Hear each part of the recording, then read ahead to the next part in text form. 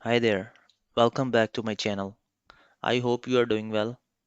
In this video, I will show you how to install MySQL Server on Ubuntu. As you might have known already, MySQL is a multi-user, multi-threaded, robust, and a fast SQL database server.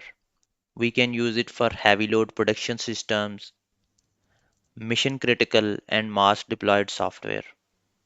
Here are the steps we will perform for installation. First step would be to update the system. Second step would be to install the MySQL server. And third step will be to verify the installation to see if the installation is successful and MySQL server is accessible. For this demo, I am using Ubuntu 22, but you can also follow these steps on all those Linux distributions where we can use apt or apt-get to install packages. For instance, here are some of those Linux distributions where you can follow the same sequence of steps to install MySQL server. Now let's head to the terminal screen and perform the installation steps one by one. Let's first update the system.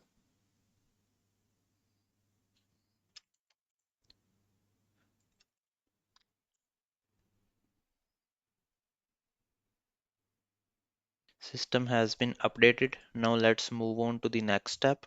Let's install MySQL server.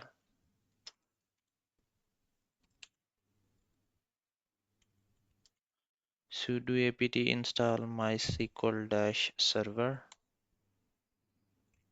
Okay, yes.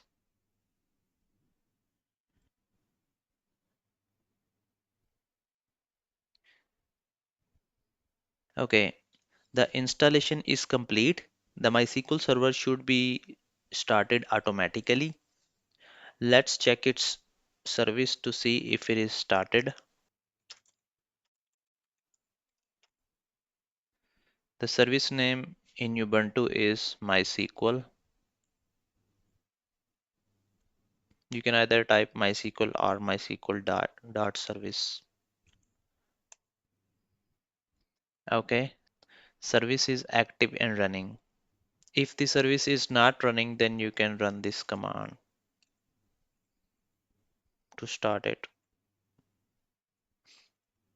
There is another command you can use to check if the MySQL service is running or not. For that, you can use this command. Let's grep for MySQL. Okay, so you can see the MySQL server is listening on localhost. This is the address for localhost. If you see that the service is not running for some reason, you can run this command to figure out the issue. Journal control -u MySQL. So basically, this logs all the events that occurred in the past. So from here, you will see if there are any issues.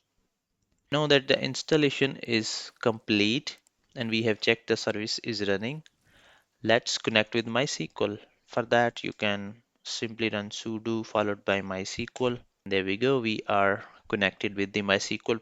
Let's run a SQL query to show all the databases available by default. Okay, great. It's working as expected. I hope you are also able to install it on your system without any issues. If there are any issues, you can add a comment and I will get back to you. Thanks for watching this video.